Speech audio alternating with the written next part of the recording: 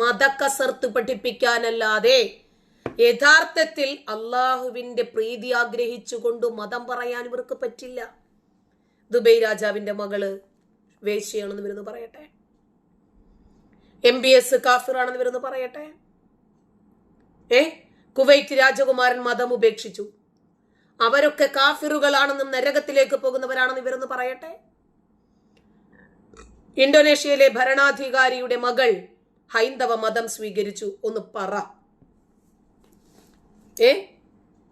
ആ ഇസ്ലാം എന്ന മതം വലിച്ചെറിയുന്ന അറേബ്യൻ ജനതയെ നിങ്ങൾ കണ്ടോ? അവര് കണ്ട മദ്യമൊക്കെ കഴിച്ച് സുഖമായിട്ട് ജീവിച്ചുകൊണ്ടിരിക്കുക.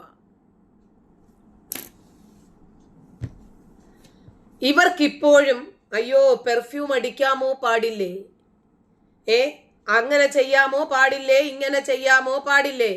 എന്റെ പൊന്നാര കാക്ക, ഇനി ഇതൊക്കെ വെച്ചോണ്ടിരുന്നിട്ട് വല്ല കാര്യവുമുണ്ടോ? ഇപ്പോ പണമില്ലെങ്കിൽ മദ്യവും ഹറാമല്ല. പാകിസ്ഥാന് പണം ഉണ്ടാക്കാൻ പുതിയ ഒരു വഴി തേടിയതറിഞ്ഞോ? മദ്യം. സൗദിയിലല്ലേ MBS ഒരുപാട് ബാറുകൾ തുറന്നത്. എന്തേ അവിടെയൊന്നും ഹറാമും ഹലാലും ഒന്നും പണയാൻ പറ്റുന്നില്ലേ നിനക്കൊന്നും? എന്താ പണയാൻ പറ്റാത്ത മോനെ? എന്താ പറയാൻ പറ്റാത്തത്? മദ്യം ഹറാമാണ് എന്തേ പറയാൻ പറ്റുന്നില്ലേ? പ്രവാചകൻ പോലും കള്ളു കുടിച്ചിട്ടുണ്ട്. പ്രവാചകൻ കുടിച്ചെന്നും പറഞ്ഞ് നമ്മുടെ MM അക്ബറും ഓടിച്ചെന്ന് കള്ളു കുടിച്ച ആളാ.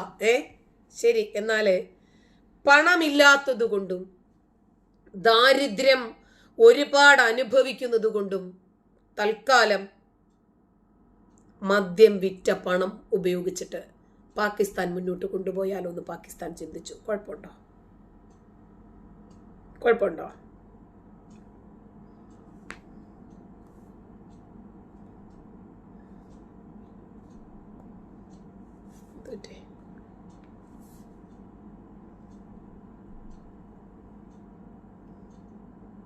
പാകിസ്ഥാൻ 50 വർഷം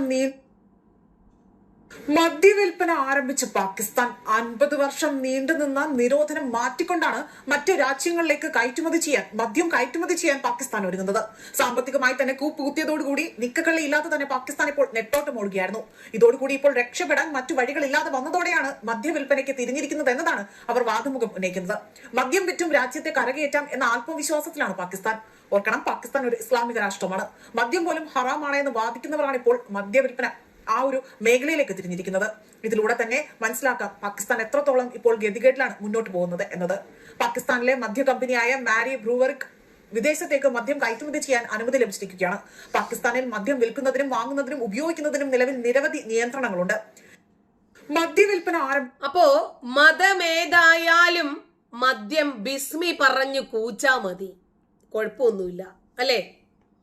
എല്ലാ മതത്തിലും ആണിനും പെണ്ണിനും ഓരോ നിയമങ്ങളുണ്ട്. ഇസ്ലാമിൽ മാത്രമല്ല. ഹസീന സക്കീർ ചെന്നൊരു മൂലക്കിരുന്നു, ഞാൻ ഇസ്ലാമിലെ സമത്വത്തെ കുറിച്ചാണ് സംസാരിക്കുന്നത്. മറ്റു മതങ്ങളിൽ അങ്ങനെ ഉണ്ടെങ്കിൽ നിങ്ങളങ്ങ് പറഞ്ഞോ.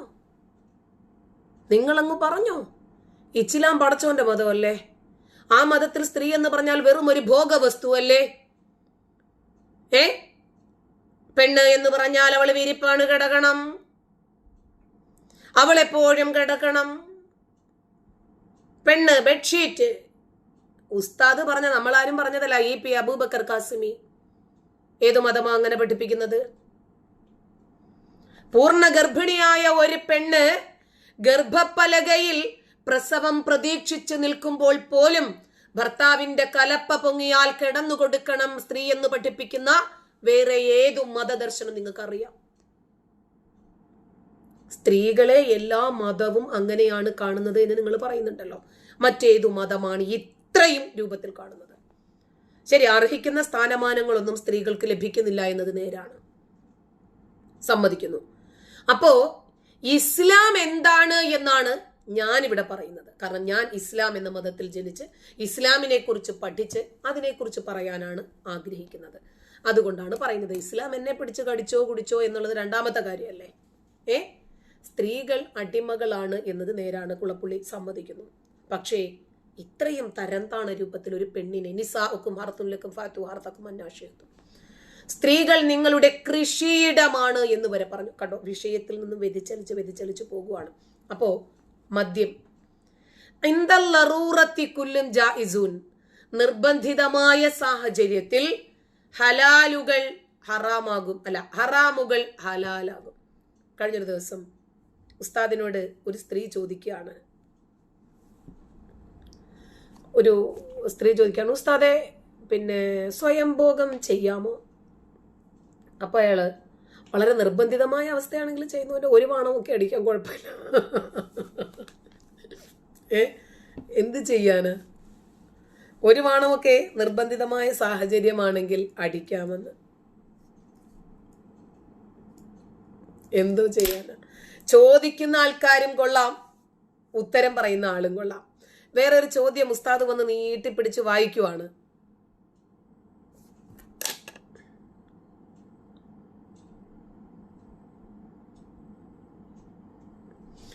അപ്പോ റെനി കമന്റ്സ് നോക്കണേ. ഞാൻ അവന്മാർക്ക് മറുപടി പറഞ്ഞുകൊണ്ട് നമ്മുടെ വിഷയത്തിൽ നിന്ന് പോകും. അപ്പൊ ഉസ്താദിനോട് ഒരു സ്ത്രീ വന്നിട്ട് ചോദിക്കാണ്, ഉസ്താദെ ശുക്ലം കുടിക്കാമോ? വേറൊന്നും കുടിക്കാനില്ലേ? വേറെ ഒന്നിനെ കുറിച്ചും ഇവർക്ക് ചിന്തിക്കാനില്ലേ? അപ്പൊ ഉസ്താദ് വളരെ മുട്ടിപ്പോയാൽ ശകലമൊക്കെ കുടിക്കുന്നത് കൊണ്ട് കുഴപ്പമൊന്നുമില്ലാന്ന്. അവൻ ജീവൻ നിലനിർത്താൻ വേണ്ടിയിട്ട് മരുഭൂമിയിൽ വേറെ വഴിയൊന്നുമില്ലല്ലോ. അയ്യോ, വല്ലാത്ത ജാതി സാധനങ്ങളെ, വല്ലാത്ത ചോദ്യവും അതിനേക്കാൾ വല്ലാത്ത ഉത്തരങ്ങളും. എന്തോ ചെയ്യാനാ? വെളിവും വെള്ളിയാഴ്ചയും ഇല്ലാത്ത മതപുരോഹിതന്മാരുടെ തലയിലല്ലേ ഈ മതം കിട്ടിയത്? അങ്ങനെയല്ല പറഞ്ഞത്, നിങ്ങൾ നിങ്ങളുടെ വീടുകളിൽ അടങ്ങിയിരിക്കുന്നു. വീടുകളിൽ അടങ്ങിയിരിക്കാൻ ഖുർആൻ പറഞ്ഞതാണ്. ഇതിപ്പോ പറഞ്ഞ മുല്യാരുടെ സ്ഥിതി എന്താ? കേൾക്കണം, നല്ല ഒന്നാന്തരം കാക്കാമാരുടെ സ്ഥിതി തന്നെ. മുല്യാർക്ക് വേറെ പണിയൊന്നുമില്ല, കാലം തിരിയാത്ത മുല്യാര് മൊല്ലാക്ക ഇറങ്ങി തിരിച്ചേക്കുന്നല്ലേ പറയുള്ളൂ.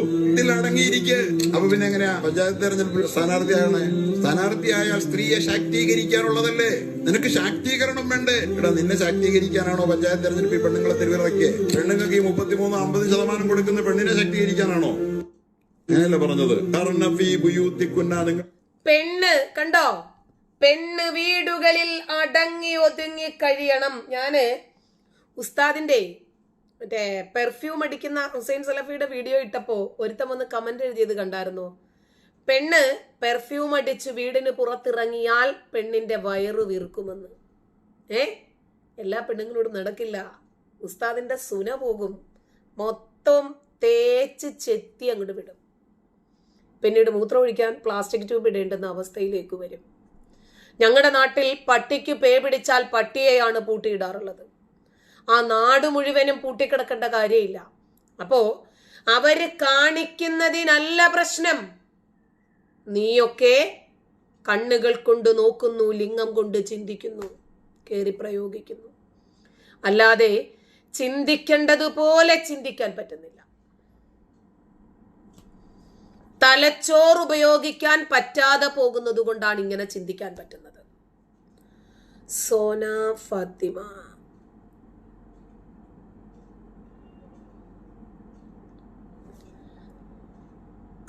റെനി അവൾക്ക് നല്ല മറുപടി കൊടുക്കുക കേട്ടാ. അപ്പോ പറഞ്ഞത് മനസ്സിലായല്ലോ. ചോദ്യം ചോദിക്കുന്ന ആൾക്കാരും കൊള്ളാം, ഉത്തരം പറയുന്ന ആൾക്കാര് അതിനേക്കാൾ നല്ല ടീംസാ. അപ്പോ പെണ്ണിന്റെ ശരീരത്തിന്റെ ഏതെങ്കിലും ഒരു ഭാഗം ഒരു പുരുഷൻ കണ്ടാൽ ഉടനെ തന്നെ ബാലുശ്ശേരി പറഞ്ഞത് എന്താണ്? പെണ്ണേ, നീ ഒരു ഇറച്ചി കഷ്ണമാണ് പെണ്ണേ, പുരുഷന് കേറി പിടിക്കാനുള്ള ഇറച്ചി കഷ്ണമാണു നീ. അപ്പോ പുരുഷൻ ഒന്ന് കേറി പിടിച്ചെന്നിരിക്കും. നോക്കട്ടെ വീഡിയോ ഏതാണെന്ന്. ഉണ്ട്. ബലാത്സംഗങ്ങൾ വർദ്ധിക്കാനുള്ള കാരണത്തെക്കുറിച്ച് പഠിച്ചിട്ടുള്ള എല്ലാ മനഃശാസ്ത്രജ്ഞരും പറയുന്നത്, ഇപ്പൊ നിങ്ങൾക്കറിയോ, 5 വയസ്സുള്ള പെൺകുട്ടികൾ വരെ ബലാത്സംഗം ചെയ്യപ്പെടാനുള്ള ഒരു കാരണം ആധുനിക ഫാസ്റ്റ് ഫുഡുകള്, അതായത് ആധുനിക ഭക്ഷണങ്ങൾ കഴിച്ചിട്ട് തടിച്ചു വെളുത്ത പെണ്ണ്. എന്നിട്ട് നമ്മൾ എന്ത് ചെയ്യും? ഇവിടെ ഇങ്ങോട്ട് കാണിക്കുന്ന ഡ്രസ് ഇടും. ഇന്ന് മക്കളെയൊക്കെ എടുത്തിട്ടൊരു സ്ത്രീ ട്രെയിനില്ലേ, ഞാൻ പറയുന്നത്, നിങ്ങൾ സയൻസ് പറയുന്നത് പഠിക്കണം. അന്ത ഈ കൈത്തന്റെ ഒക്കെ കാണിച്ച് കക്ഷമൊക്കെ കാണിച്ച് എല്ലാം കാണിച്ചിട്ടൊരു പെണ്ണ് പുരുഷനെ പറ്റി പഠിച്ചിട്ട് പറയുന്നതല്ല, അവന്റെ ഹോർമോൺ സ്ത്രീയേക്കാൾ 10 ഇരട്ടി ഉയർന്നു നിൽക്കും. ആ ഹോർമോൺ ഹൈയിലേക്കെത്തി എങ്ങനെ അറിയോ? കാഴ്ച കാണും തോറുമാണ്, സ്ത്രീയുടെ സൗന്ദര്യം കാണും തോറുമാണ്. അത് കാണും തോറും വികാരത്തിന്റെ സമ്മിറ്റിലേക്ക് അവൻ എത്തും. അങ്ങനെ എത്തുമ്പോ പിന്നെ അവനൊരു വികാര ജീവിയാണ്. അവന്റെ പ്രേമത്തിന്റെ ആരാധകനായ ഒരു വികാര ജീവിയാണ്. വിവേകം ബ്രെയിനിന് നഷ്ടപ്പെടും. പിന്നെ അവനോട് പറയുന്ന മെസ്സേജ് എന്നറിയോ? 5 വയസ്സുള്ള പെൺകുട്ടിയെ പറ്റി അവന്റെ മനസ്സിലെന്നറിയോ? പെണ്ണേ, എന്റെ ആവശ്യം പൂർത്തീകരിക്കാൻ പറ്റിയ ഇറച്ചി കഷ്ണമാണ് നീ. അതുകൊണ്ടാ പിടിച്ചോണ് അധ്യാപകർ വരെ കുട്ടികളെ പിടിക്കുന്നത്. എന്തുകൊണ്ടാ? നിങ്ങൾ ശരിക്കും, ഞാൻ ആരെയും നിരപരാധിയാക്കല്ല, നമ്മുടെ മക്കളെ നമ്മൾ ഇടിക്കുന്ന പെണ്ണെ, എന്റെ ആവശ്യം പൂർത്തീകരിക്കാനുള്ള ഇറച്ചി കഷ്ണമാണു നീ എന്ന് പുരുഷന്റെ ഹോർമോൺ അവനോട് പറയുന്നത് കൊണ്ടാണ് സ്കൂളുകളിലും മദ്രസകളിലും ഉസ്താദുമാരും അധ്യാപകരും പോലും കുഞ്ഞുങ്ങളെ കയറി പീഡിപ്പിക്കുന്നത് എന്ന് ഈ നാറി പറഞ്ഞിട്ട് ഇവനെതിരെ ഒരു കേസ് പോലും ഉണ്ടായില്ല എന്നതാണ് യാഥാർത്ഥ്യം. ഇവനൊന്നും എതിരെ ആരും സംസാരിക്കില്ല. കാരണം എതിർഭാഗത്ത് നിൽക്കുന്നത് കൊമ്പും തുമ്പിക്കൈയുമുള്ള, താടിയും തലപ്പാവുമുള്ള ഈ മതഭീകരരാണ്. അതുകൊണ്ട് ഇവരെ എതിർക്കാൻ നമ്മുടെ നാട്ടിലെ മുഖ്യധാരാ മാധ്യമങ്ങളോ ചാനലുകളോ ഒന്നും തയ്യാറാകത്തില്ല. കാരണം ഇവരുടെ 916ഉം അതേ തരത്തും പോയി പോകത്തില്ലേ. അതുകൊണ്ട് ഈ പീഡനത്തെ ന്യായീകരിക്കുകയും ഇനിയും പീഡിപ്പിക്കാനുള്ള നിരവധി ആളുകളെ ഉണ്ടാക്കുന്നതിനു വേണ്ടി പ്രചോദനം നൽകുകയും ചെയ്ത ഈ നാറികളെ ഒന്നും എതിർക്കാൻ ഒരാളുമില്ല.